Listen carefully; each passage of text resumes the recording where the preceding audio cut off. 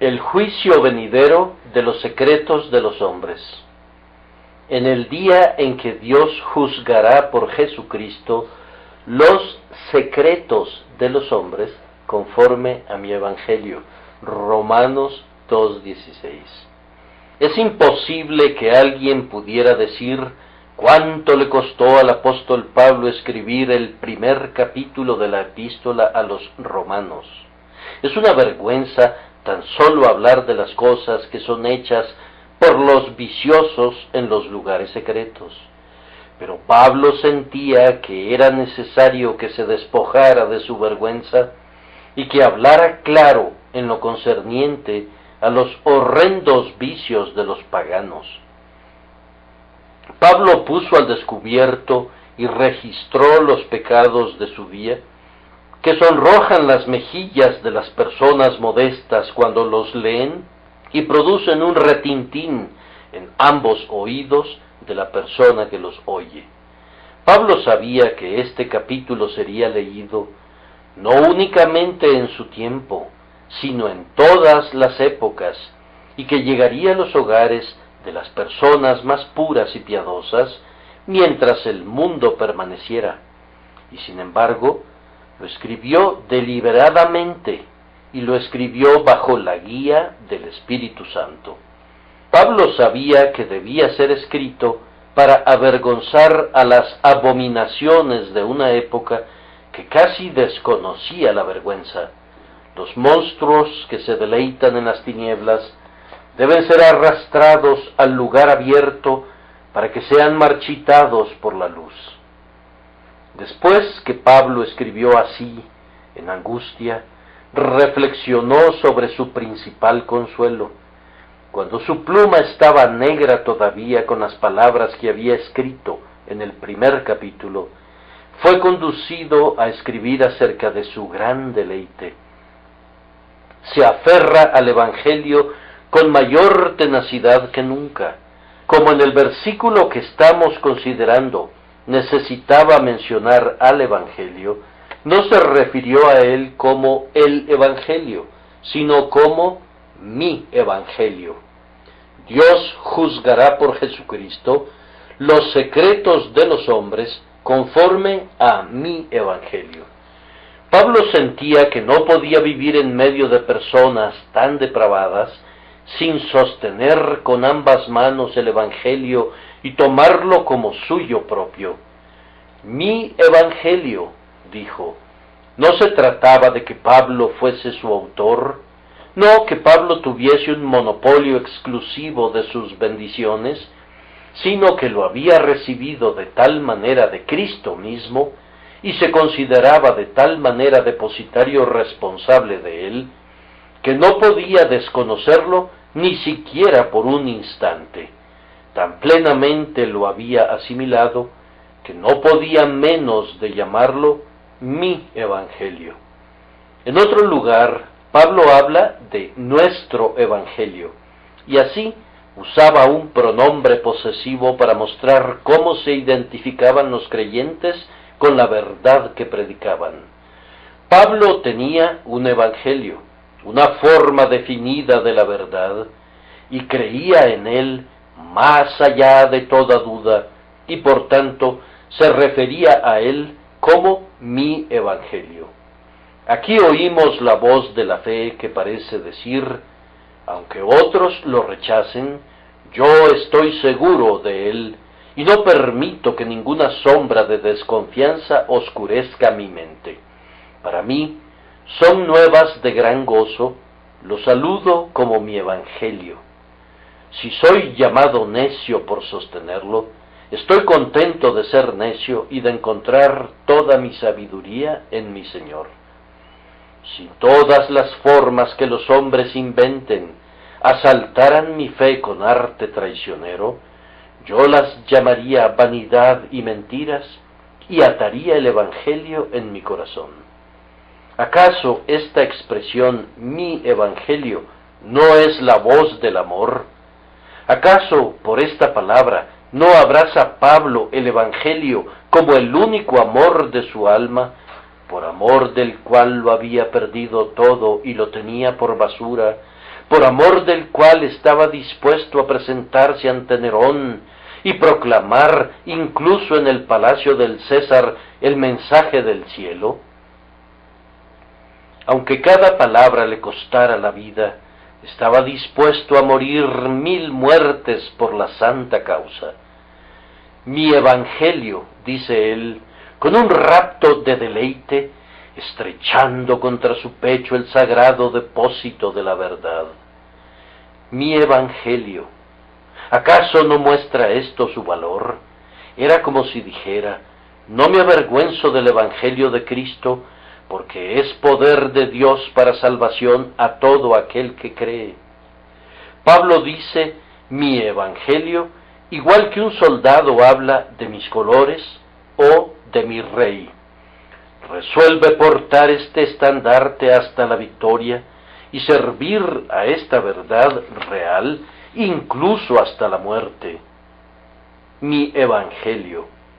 Hay un toque de discriminación contenido en esa expresión. Pablo percibe que hay otros evangelios y los despacha sumariamente, pues afirma, mas si aún nosotros o un ángel del cielo os anunciare otro evangelio diferente del que os hemos anunciado, sea anatema. El apóstol era de un espíritu apacible. Pablo oraba de todo corazón por los judíos que lo perseguían y entregaba su vida por la conversión de los gentiles que lo maltrataban. Pero no tenía tolerancia para con los falsos propagadores de evangelios. Pablo exhibía una gran amplitud de mente y para salvar almas, a todos se hizo de todo. Pero cuando contemplaba alguna alteración o adulteración del Evangelio de Cristo, tronaba y relampagueaba sin medida.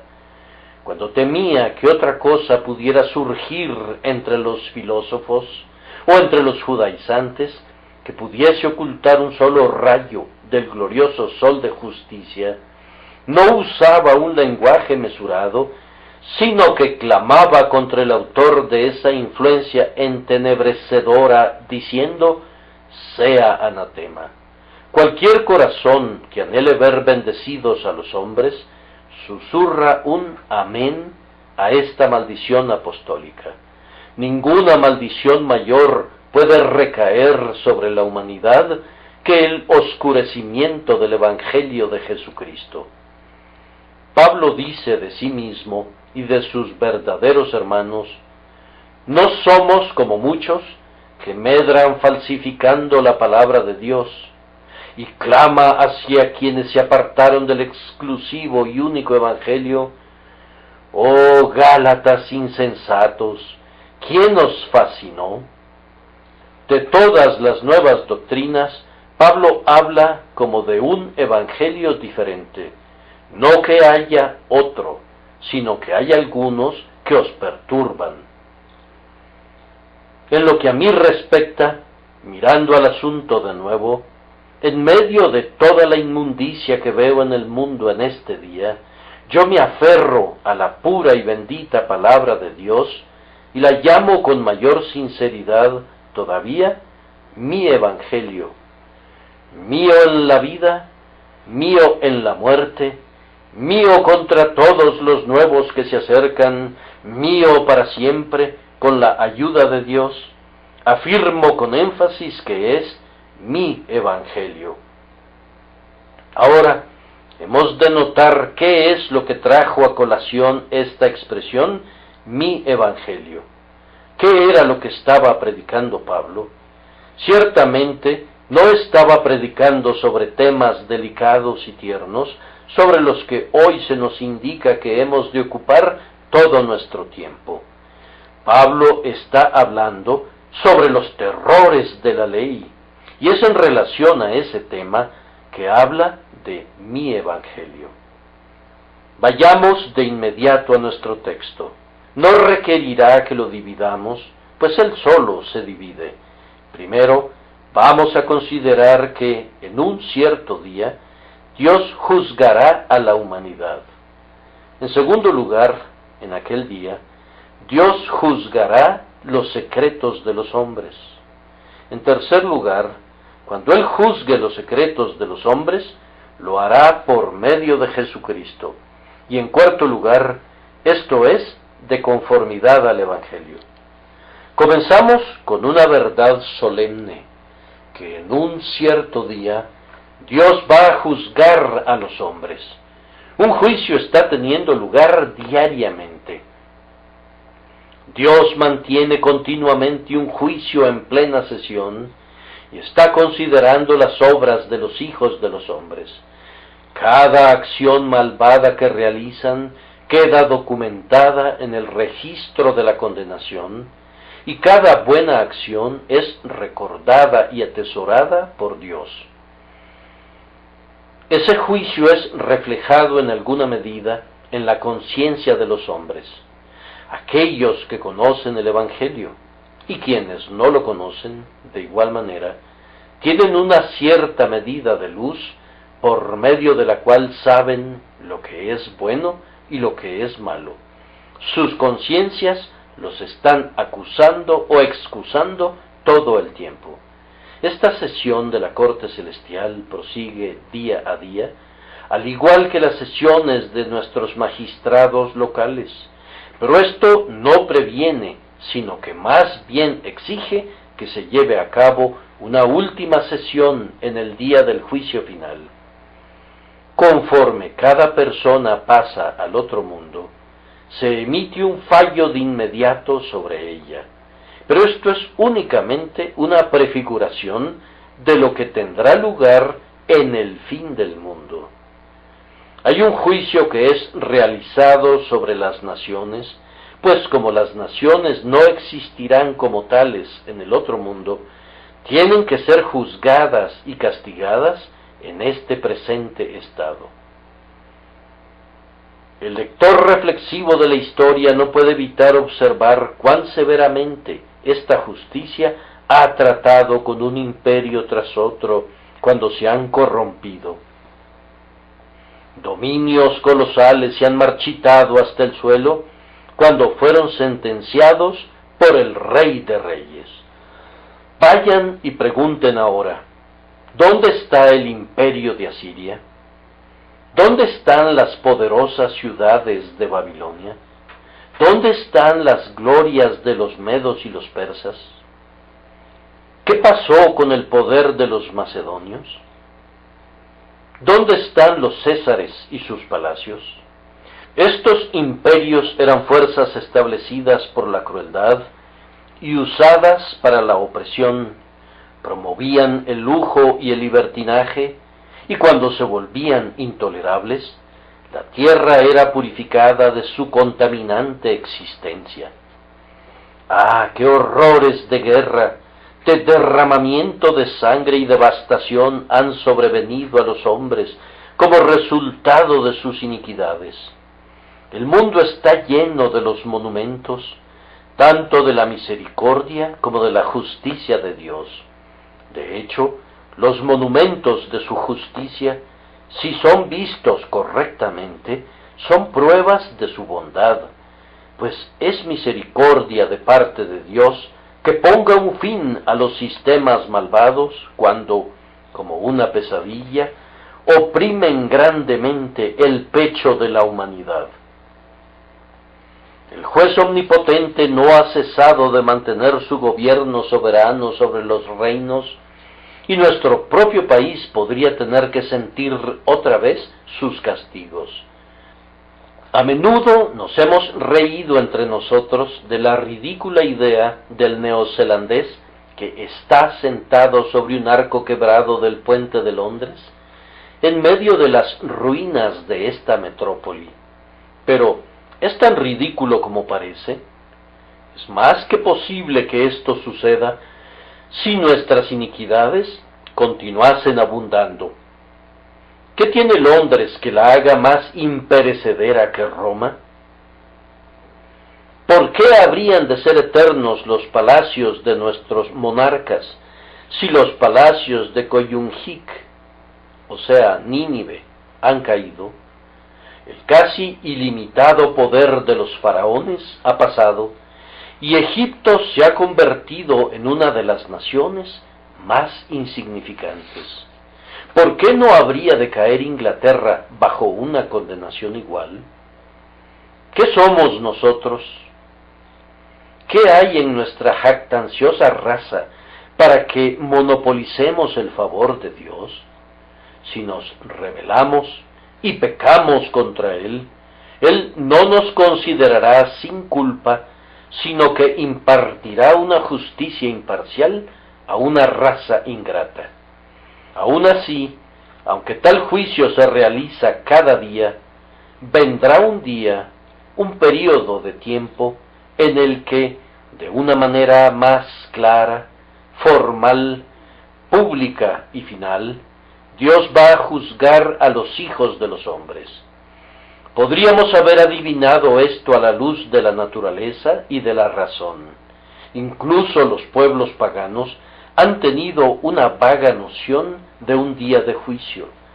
Pero nosotros no tenemos que adivinarlo, pues se nos asegura solemnemente eso en la Santa Escritura. Como aceptamos este libro como la revelación de Dios, sabemos, más allá de toda duda, que un día ha sido establecido en el que el Señor juzgará los secretos de los hombres. Juicio significa aquí todo lo concerniente a los procedimientos de la vista de una causa y el fallo. Dios juzgará a la raza de los hombres.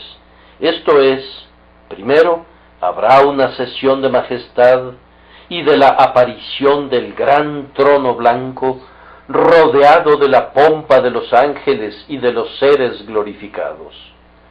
Entonces se emitirá un emplazamiento, ordenando a todos los hombres que se presenten a juicio para rendir cuentas finales. Los heraldos volarán a través de los dominios de la muerte y emplazarán a aquellos que duermen en el polvo, pues los vivos y los muertos, todos ellos se presentarán ante el tribunal. Juan dice, y vi a los muertos, grandes y pequeños, de pie ante Dios.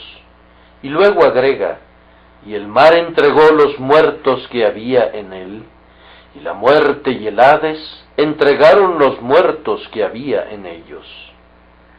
Aquellos que han estado muertos por tanto tiempo que su polvo está mezclado con la tierra y ha padecido miles de transmutaciones, serán llevados a vestir una apariencia personal delante del tribunal de Cristo. ¿Qué audiencia judicial será esa? Ustedes y yo, y todas las miríadas de nuestra raza, serán reunidas delante del trono del Hijo de Dios. Entonces, cuando todos estén reunidos, la denuncia será leída, y cada uno será examinado en lo relativo a las cosas hechas en el cuerpo, de conformidad a lo que hubiere hecho. Entonces los libros serán abiertos, y cada cosa registrada será leída delante de la faz del cielo. Cada pecador oirá entonces la historia de su vida publicada para su vergüenza eterna. Los buenos no pedirán un escondite, y los malos no podrán encontrar uno. Los ángeles y los hombres verán entonces la verdad de las cosas, y los santos juzgarán al mundo.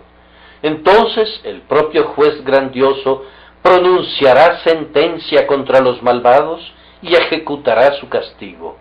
Ninguna parcialidad será vista allí. No habrá ninguna conferencia privada que garantice la inmunidad para los nobles, ni ninguna mitigación de los asuntos para que los grandes hombres puedan escapar de la sentencia por sus crímenes. Todos los hombres estarán delante del gran tribunal. Allí será proporcionada la evidencia en contra de todos ellos, y una justa sentencia saldrá de la boca de aquel que no sabe cómo halagar a los grandes. Esto será así y tiene que ser así. Dios debe juzgar al mundo, porque Él es el gobernante y el soberano universal. Ha habido un día para pecar, y tiene que haber un día para castigar. Una larga edad de rebelión ha sido aguantada, y tiene que haber un tiempo en el que la justicia afirme su supremacía. Hemos visto una edad en la que la reforma ha sido mandada, en la que la misericordia ha sido presentada, en la que la reconvención y la súplica han sido usadas, y tiene que venir finalmente el día en el que Dios juzgará tanto a los vivos como a los muertos y entregará a cada uno el resultado final de la vida. Tiene que ser así por causa de los justos. Ellos han sido calumniados, ellos han sido despreciados y ridiculizados. Peor que eso, han sido apresados y golpeados y asesinados innumerables veces. Los mejores se han llevado la peor parte, y tiene que haber un juicio que rectifique estas cosas. Además, las iniquidades enconadas de cada época claman a Dios pidiéndole que trate con ellas. ¿Se quedará sin castigo tal pecado? ¿Con qué objeto hay un gobierno moral y cómo se logrará su continuidad si no hubiese recompensas y castigos y un día de rendición de cuentas? Para la manifestación de su santidad, para la confusión de sus adversarios, para recompensa de aquellos que le han servido fielmente, tiene que haber y habrá un día en el que Dios juzgue al mundo. ¿Por qué no llega de inmediato? ¿Y cuándo llegará? No podemos indicar una fecha precisa. Ni el hombre ni el ángel conocen ese día, y es vano y profano tratar de adivinarlo, puesto que incluso el Hijo del Hombre, como tal, desconoce el tiempo. Baste para nosotros saber que el día del juicio vendrá con seguridad. Baste también creer que es pospuesto con el objeto de dar una oportunidad a la misericordia y un espacio para el arrepentimiento. ¿Por qué querrían saber los impíos cuándo llegará ese día? ¿Qué es ese día para ustedes? Para ustedes será de tinieblas y no de luz. Será el día en que sean consumidos como paja completamente seca. Por tanto, bendigan al Señor porque demora su venida y consideren que su paciencia es para su salvación. Además, el Señor mantiene el patíbulo preparado mientras construye el edificio de su iglesia. No todos los elegidos han sido llamados a salir de entre los culpables hijos de los hombres. Todavía no todos los redimidos con sangre han sido redimidos con poder y sacados de la corrupción de la edad a la santidad en la que caminen con Dios. Por tanto, el Señor espera un poco de tiempo. Pero no se engañen, el gran día de su ira se aproxima aprisa, y sus días de suspensión de la ejecución están contados. Para con el Señor, un día es como 1000 años, y 1000 años son como un día. Ustedes habrán de morir, tal vez antes de la aparición del Hijo del Hombre, pero verán su tribunal a pesar de ello, pues resucitarán de nuevo como Él resucitó. Cuando el apóstol se dirigió a los sabios de Grecia en Atenas, dijo: pero Dios ahora manda a todos los hombres en todo lugar que se arrepientan, por cuanto ha establecido un día en el cual juzgará al mundo con justicia por aquel varón a quien designó, dando fe a todos con haberle levantado de los muertos. ¿Acaso no pueden ver, oh ustedes impenitentes, que un Salvador resucitado es la señal de su condenación? Así como Dios levantó a Jesús de los muertos, Él también levantará sus cuerpos, para que en esos cuerpos se presenten a juicio. Delante del tribunal, cada hombre y cada mujer presentes en esta casa rendirán cuentas de las cosas que hicieron en el cuerpo, sean buenas o sean malas. Así dice el Señor. Ahora les pido su atención al hecho de que Dios juzgará los secretos de los hombres.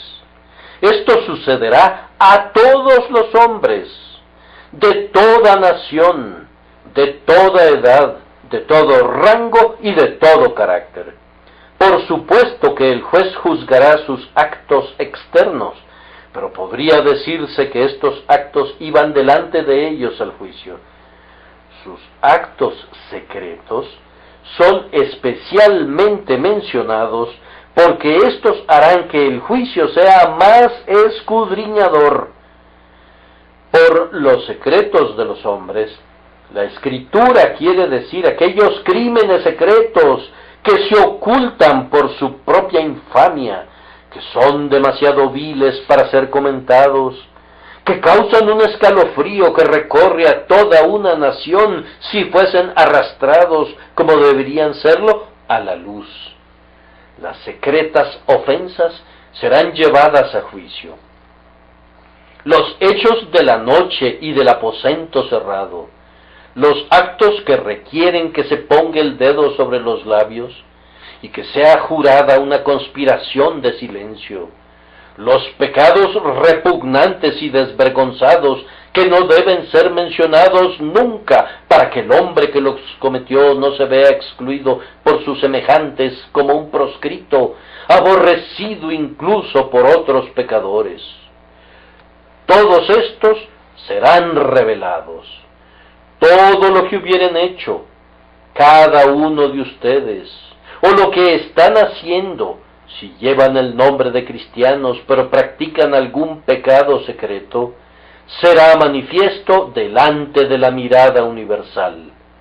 Si se sientan aquí, en medio del pueblo de Dios, y sin embargo, allí donde nadie los ve, están viviendo en la deshonestidad, o en la infidelidad, o en la inmundicia, todo será sabido, y la vergüenza y la confusión de rostro los cubrirán eternamente. El desprecio será la herencia a la cual despertarán cuando la hipocresía ya no sea posible. No se engañen, Dios no puede ser burlado. Él llevará a juicio los secretos de los hombres. Nuestro texto se refiere especialmente a los motivos ocultos de cada acción, pues un hombre podría hacer lo que es correcto por un motivo equivocado, y así el acto podría ser malo a los ojos de Dios, aunque parezca recto a los ojos de los hombres. Oh, consideren lo que será que sus motivos sean todos sacados a la luz, que se demuestre que ustedes eran piadosos por el interés de una ganancia, que ustedes eran generosos por pura ostentación, o celosos por amor a la alabanza, que ustedes eran cuidadosos de mantener en público una reputación religiosa, pero que en todo momento todo fue hecho por el ego y solo por el ego. Qué fuerte será la luz que Dios arrojará sobre nuestras vidas, cuando las cámaras más oscuras del deseo y de la motivación humanos serán tan manifiestos como los actos públicos. ¿Qué revelación será aquella que haga manifiestos todos los pensamientos, y las imaginaciones, y las lascivias, y los deseos? Todas las iras, y las envidias, y las soberbias, y las rebeliones del corazón, ¿qué revelación constituirán todas estas cosas? Todos los deseos sensuales, y las imaginaciones, incluso de los más controlados, ¿con qué suciedad se mostrarán? ¿Qué día será aquel cuando los secretos de los hombres sean expuestos a la plena luz del mediodía? Dios también revelará secretos que lo eran incluso para los propios pecadores, pues hay pecados en nosotros que no hemos visto nunca, y hay iniquidad en nosotros que no hemos descubierto todavía. Nos hemos ingeniado para nuestro propio consuelo, para cerrar nuestros ojos de alguna manera, y nos cuidamos de apartar nuestra mirada de las cosas que son inconvenientes de ser vistas, pero seremos forzados a ver todos estos males en aquel día, cuando el Señor juzgue los secretos de los hombres. No me sorprende que cuando cierto rabí leyó en el libro de Eclesiastés que Dios llevará toda obra a juicio, con cada cosa secreta, sea buena o sea mala, lloró. Eso basta para hacer que el mejor hombre tiemble. Si no fuera por ti, oh Jesús, cuya preciosa sangre nos ha limpiado de todo pecado, ¿dónde estaríamos? Si no fuese por tu justicia, que cubrirá a aquellos que creen en ti, ¿quién entre nosotros podría soportar el pensamiento de aquel tremendo día? En ti, oh Jesús, somos hechos justos y por tanto no tememos la hora del juicio. Pero si no fuera por ti, nuestros corazones desfallecerían de miedo. Ahora, si ustedes me preguntaran por qué Dios debe juzgar especialmente los secretos de los hombres, ya que esto no se hace en las cortes de los hombres, y no puede ser hecho, pues las cosas secretas de esta índole no caen bajo la jurisdicción de nuestros miopes tribunales, respondo que se debe a que no hay nada realmente secreto para Dios. Nosotros establecemos una diferencia entre pecados secretos y públicos, pero Dios no, pues todas las cosas están desnudas y abiertas a los ojos de aquel con quien tenemos que tratar. Todos los actos son hechos en la inmediata presencia de Dios, que está personalmente presente en todas partes. Él sabe y ve todas las cosas como alguien que está en el lugar, y cada pecado secreto es solamente concebido como secreto por la engañada fantasía de nuestra ignorancia. Dios ve más del pecado secreto de lo que un hombre puede ver de aquello que es hecho delante de su rostro. ¿Se ocultará alguno, dice Jehová, en escondrijos que yo no lo vea? Los secretos de los hombres serán juzgados porque, con frecuencia, los más grandes actos morales son ejecutados en secreto. Los actos más refulgentes en los que Dios se deleita son aquellos que son llevados a cabo por sus siervos cuando han cerrado la puerta y se encuentran solos con Él, cuando no tienen ningún otro motivo sino el de agradarle, cuando estudiosamente evitan toda publicidad, para no verse desviados por la alabanza de los hombres, cuando la mano derecha no sabe lo que hace la izquierda, y el corazón amoroso y generoso idea cosas liberales, y las hace detrás de la pantalla, para que nunca sea descubierto cómo se llevó a cabo el hecho. Sería una lástima que tales actos fueran expuestos al escrutinio público. De igual manera, también los vicios secretos son los del tipo más negro, y excluirlos sería permitir que los peores pecadores se quedaran sin castigo. ¿Podría suceder que estos seres contaminados escapasen porque han comprado el silencio con su riqueza? Yo digo solemnemente, Dios nos libre. En efecto, Dios lo prohíbe. Lo que han hecho en secreto será proclamado en las azoteas. Además, las cosas secretas de los hombres penetran en la propia esencia de sus acciones. Después de todo, una acción es buena o mala, dependiendo en mucho de su motivo. Podría parecer buena, pero el motivo podría contaminarla, y así, si Dios no juzgase la parte secreta de la acción, no juzgaría justamente. Él pesará nuestras acciones y detectará el designio que nos condujo a ellas y el espíritu que las promovió. ¿Acaso no es verdaderamente cierto que la cosa secreta sea la mejor evidencia de la condición del hombre? Muchos hombres no harían en público lo que les acarrearía vergüenza, no porque no tengan el corazón suficientemente negro para ello, sino debido a que son demasiado cobardes. Lo que el hombre hace cuando piensa que está enteramente solo es la mejor revelación del hombre. Lo que harías porque serías alabado por hacer el bien es igualmente una débil prueba de tu corazón. Tal virtud es meramente la búsqueda del yo, una ruin servidumbre para con tus semejantes.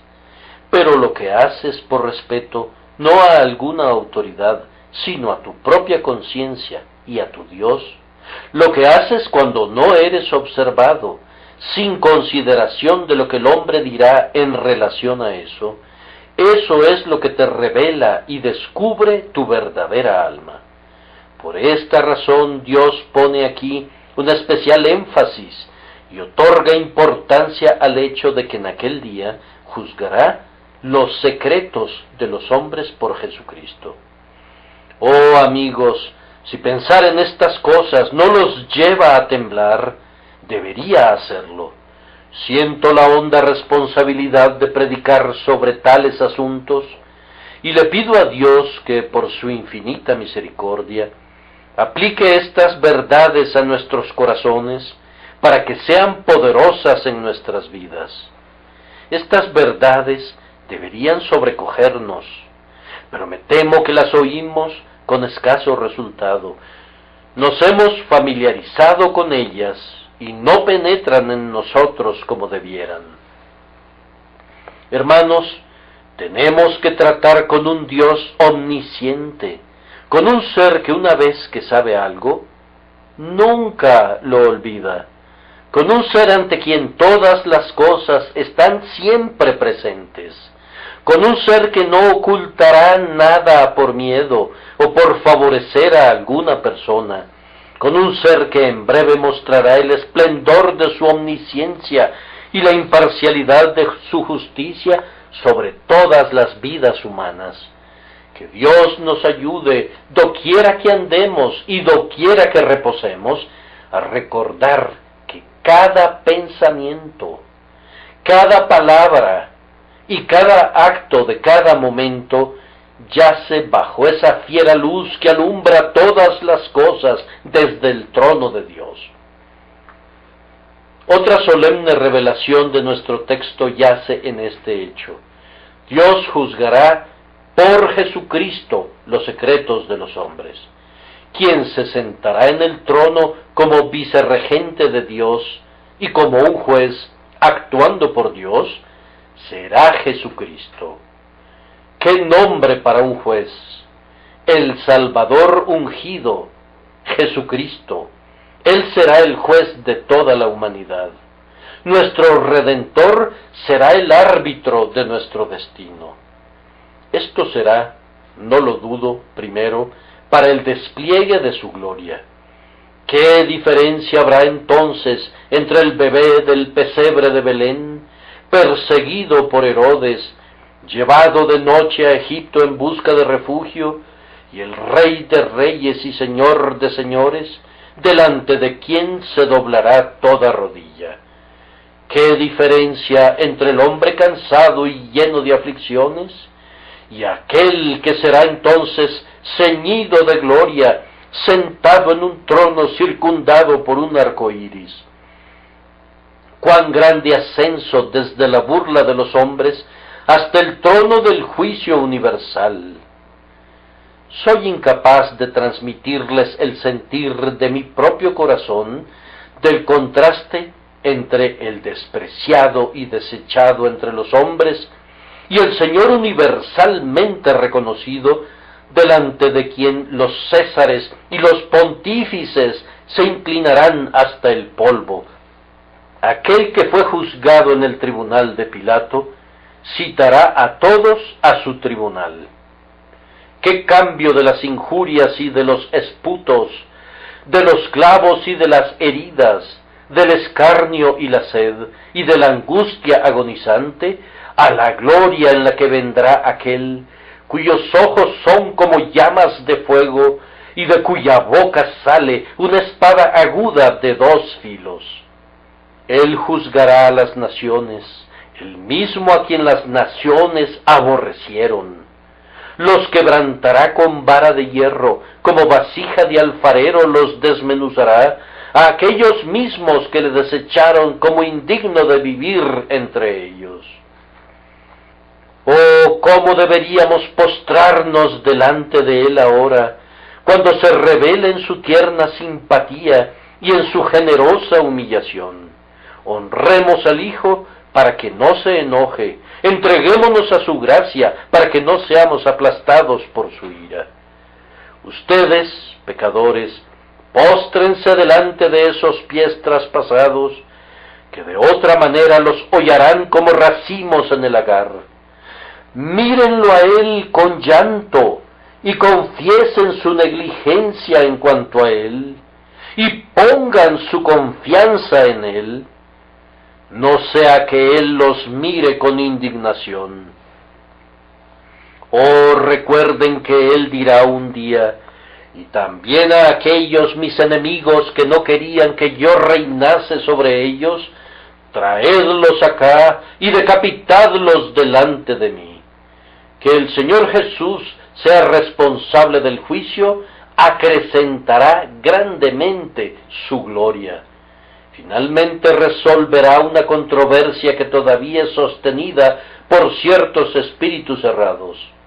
No habrá ninguna duda acerca de la deidad de nuestro Señor en aquel día. No habrá ningún debate en cuanto a que este mismo Jesús que fue crucificado es tanto Señor como Dios. Dios mismo juzgará, pero llevará a cabo el juicio en la persona de su Hijo Jesucristo, verdaderamente hombre y sin embargo verdaderamente Dios.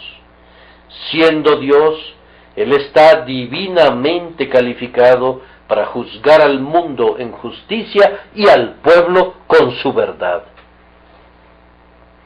Si ustedes preguntaran de nuevo, ¿por qué es elegido el Hijo de Dios para ser el juez final? Yo podría dar como respuesta adicional que Él recibe este excelso oficio no sólo como una recompensa por todos sus dolores y como una manifestación de su gloria, sino también porque los hombres han estado sujetos a su influencia mediadora y Él es su gobernador y rey. En el momento presente, todos nosotros estamos bajo el influjo del príncipe Emanuel, Dios con nosotros. Hemos sido colocados por un acto de la clemencia divina, no bajo el inmediato gobierno de un Dios ofendido, sino bajo el dominio reconciliador del príncipe de paz. Toda potestad le es dada en el cielo y en la tierra. El Padre a nadie juzga, sino que todo el juicio dio al Hijo, para que todos honren al Hijo como honran al Padre. Se nos ordena predicar al pueblo y que testificásemos que Él es el que Dios ha puesto por juez de vivos y muertos. Hechos 10:42. Jesús es nuestro Señor y Rey, y es conveniente que Él concluya su soberanía mediadora, recompensando a sus súbditos de acuerdo a sus obras. Pero yo tengo algo que decirles que debería tocar sus corazones, aun si otros pensamientos no lo hubieran hecho. Yo pienso que Dios escogió a Cristo, el hombre, Cristo Jesús, para juzgar al mundo, para que no pueda oponerse el menor reparo en cuanto a ese juicio.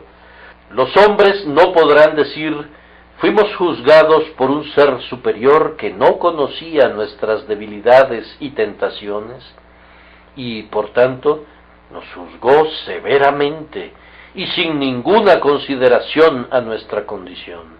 No, Dios juzgará los secretos de los hombres por medio de Jesucristo, que fue tentado en todo según nuestra semejanza, pero sin pecado.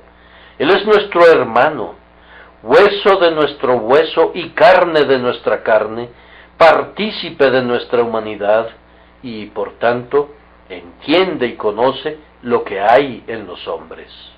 Él se ha mostrado muy hábil en toda la cirugía de la misericordia a lo largo de las edades, y al fin será visto igualmente hábil en la disección de los motivos y en la revelación de los pensamientos e intentos del corazón.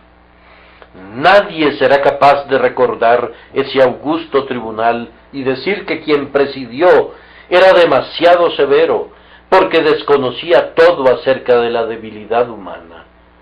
Será el amoroso Cristo, cuyas lágrimas y sudor sangriento y las abiertas heridas atestiguan su hermandad con la humanidad. Y será claro para todas las inteligencias que no pudo ser inmisericordioso. Dios nos juzgará por Jesucristo para que el juicio sea indisputable. Pero escuchen con mucha atención, pues les hablo con un gran peso sobre mi alma. Este juicio presidido por Cristo Jesús coloca más allá de toda posibilidad, toda esperanza de cualquier mediación posterior. Si el Salvador condena, y es un Salvador así, ¿quién podría interceder por nosotros? El dueño de la viña estaba a punto de cortar la higuera estéril, cuando el viñador le suplicó: déjala todavía este año. Pero ¿qué sucederá con el árbol cuando el propio viñador le diga a su señor: debe caer, yo mismo he de cortarlo? Si tu Salvador ha de convertirse en tu juez, en verdad serás juzgado. Si él dijera: apartaos, malditos, ¿quién podría llamarlos para que regresen? Si el que se desangró para salvar a los hombres llega finalmente a esta conclusión, que no hay nada más que hacer, sino que deben ser apartados de su presencia, entonces adiós a la esperanza. Para los culpables, el juicio en verdad será un grandioso día de espanto, decisión y desesperación. Un horror infinito se apoderará de sus espíritus cuando las palabras del Cristo amante congelen su propia médula y las coloquen en el hielo de la eterna desesperación. Hay, para mi mente, un clímax de solemnidad en el hecho de que Dios juzgará los secretos de los hombres por Jesucristo. ¿Acaso no muestra esto también cuán cierta será la sentencia? Pues este Cristo de Dios está muy seriamente resuelto como para jugar con los hombres. Si Él dice: venid benditos, Él no dejará de introducirlos en su herencia. Si es conducido a decir: apartaos de mí, malditos, verá que se haga, y ellos han de ir al castigo eterno. Aun cuando le costó su vida, Él no retrocedió de cumplir la voluntad de su Padre, ni dejará de pronunciar en aquel día la sentencia de condenación. Oh, cuán malo ha de ser el pecado, puesto que constriñe al tierno Salvador a pronunciar la sentencia de la condenación eterna. Yo estoy seguro de que muchos de nosotros hemos sido conducidos últimamente a un odio mayor del pecado. Nuestras almas han retrocedido dentro de nosotros por causa de la maldad en medio de la cual habitamos. Nos ha hecho sentir como si ansiáramos pedir prestados los rayos del Todopoderoso para destruir la iniquidad. Tal prisa de parte nuestra podría no ser adecuada, puesto que implica una queja contra la paciencia divina. Los tratos de Cristo con el mal son calmados y desapasionados, y por tanto más aplastantes. Jesús, con su mano traspasada, que lleva el testimonio de su amor supremo por los hombres, despedirá al impenitente, y esos labios que invitaron a los cansados a que descansaran en él, dirán solemnemente a los malvados: apartaos de mí, malditos, al fuego eterno preparado para el diablo y sus ángeles. Ser hollado bajo el pie que fue clavado a la cruz equivaldrá en verdad a ser aplastado. Sin embargo, así será, ya que Dios juzgará los secretos de los hombres por Jesucristo. Me parece como si Dios tuviese en esto la intención de hacer un despliegue de la unidad de todas sus perfecciones. En este mismo hombre, Cristo Jesús, ustedes contemplan el derecho y el amor, la misericordia y la justicia combinados en igual medida. Él voltea a la derecha y dice: venid, benditos, con infinita suavidad. Y con el mismo labio, cuando mira hacia la izquierda, dice: apartaos de mí, malditos. Los hombres verán entonces de una sola mirada cómo el amor y la justicia son uno, y cómo se encuentran en igual esplendor en la persona del bien amado, a quien Dios ha elegido para que sea el juez de vivos y muertos. Habré concluido cuando me hubieren tenido paciencia un minuto o dos en cuanto a mi siguiente punto, que es: y todo esto es de acuerdo al Evangelio. Es decir, no hay nada en el Evangelio que sea contrario a esta solemne enseñanza. Los hombres se reúnen con nosotros para oírnos predicar sobre la infinita misericordia y hablar del amor que borra el pecado, y nuestra tarea es gozosa cuando somos llamados a predicar un mensaje así. Pero, oh señores, recuerden que nada de nuestro mensaje trata con ligereza al pecado. El Evangelio no les ofrece ninguna oportunidad de continuar en el pecado y escapar sin castigo. Jesús no ha venido al mundo para hacer que el pecado sea menos terrible. Nada en el Evangelio nos excusa. Nada en el Evangelio proporciona tolerancia para la lascivia, o la ira, o la deshonestidad, o la falsedad. El Evangelio es tan ciertamente una espada aguda de dos filos contra el pecado, como pudiera serlo jamás la ley. Hay gracia para el hombre que abandona su pecado, pero hay tribulación e ira sobre cada hombre que hace el mal. Si no se arrepienten, él afilará su espada, armado tiene ya su arco y lo ha preparado. El Evangelio es todo ternura para el que se arrepiente, pero todo terror para el obstinado ofensor.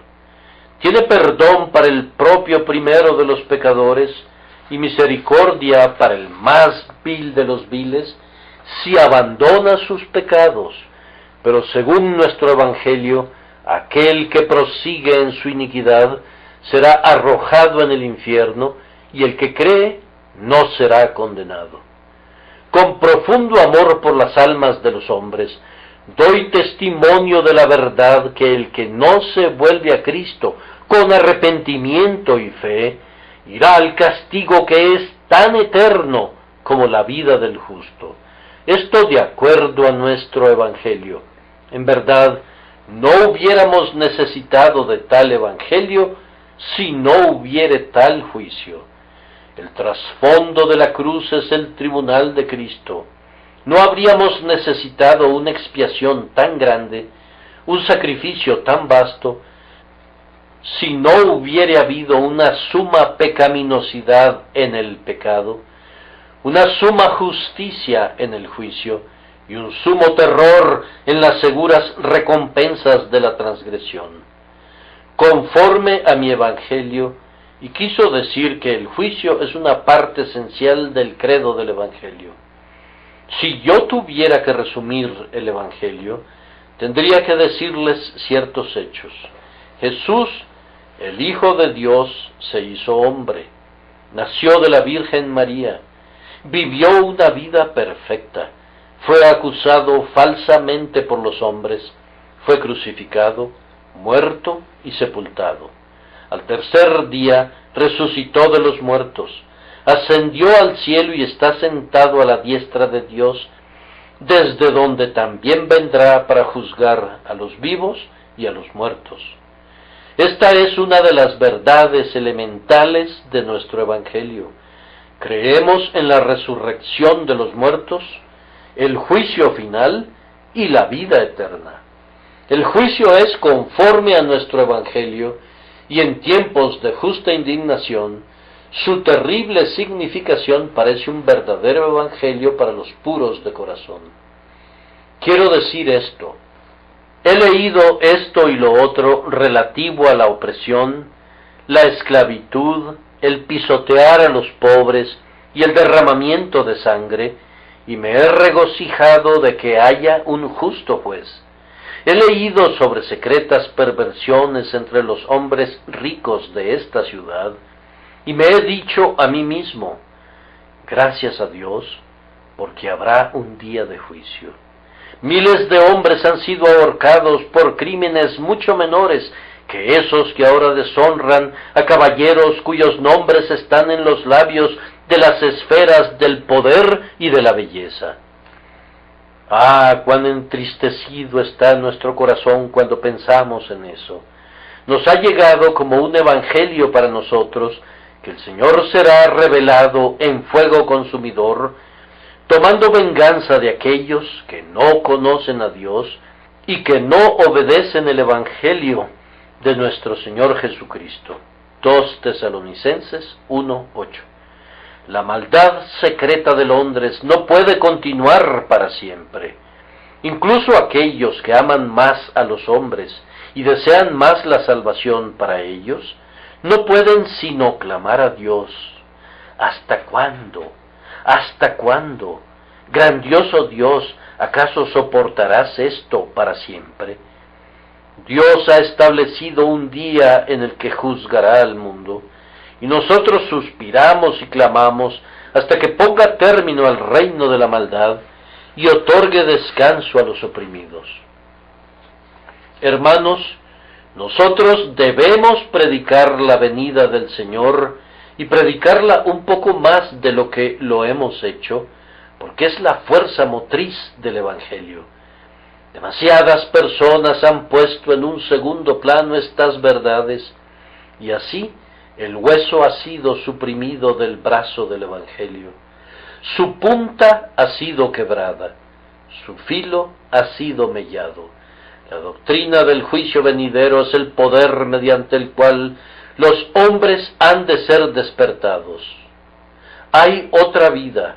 El Señor vendrá una segunda vez. El juicio llegará.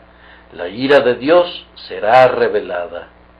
Donde esto no es predicado, me atrevería a decir que el Evangelio no es predicado. Es absolutamente necesario para la predicación del Evangelio de Cristo que los hombres sean advertidos en lo relativo a lo que sucederá si continúan en sus pecados. Alto, alto, señor cirujano, usted es demasiado delicado para decirle al hombre que está enfermo. Espera sanar al enfermo sin que sepa que está enfermo. Por tanto, usted lo halaga. ¿Y qué pasa? Ellos se ríen de usted. Ellos danzan sobre sus propias tumbas. Por fin mueren. Su delicadeza es crueldad. Sus halagos son venenos. Usted es un asesino. Mantendremos a los hombres en el paraíso del necio. Los arrullaremos para que tengan sueños tranquilos, de los que se despertarán en el infierno. Habríamos de convertirnos en ayudadores de su condenación por nuestros diplomáticos discursos. En el nombre de Dios no lo haremos. Es necesario que cada verdadero ministro de Cristo clame en alta voz y no se guarde, pues Dios ha establecido un día en el que juzgará por Jesucristo los secretos de los hombres conforme a mi Evangelio. tan ciertamente como el Evangelio de Pablo era verdadero, el juicio vendrá. Por tanto, huyan a Jesús en este día, oh pecadores. Oh santos, vengan a ocultarse ustedes también bajo el dosel carmesí del sacrificio expiatorio, para que estén ahora listos a darle la bienvenida a su Señor, que desciende, y escoltarlo hasta su tribunal. Oh mis queridos oyentes, que Dios los bendiga, por Cristo nuestro Señor. Amén.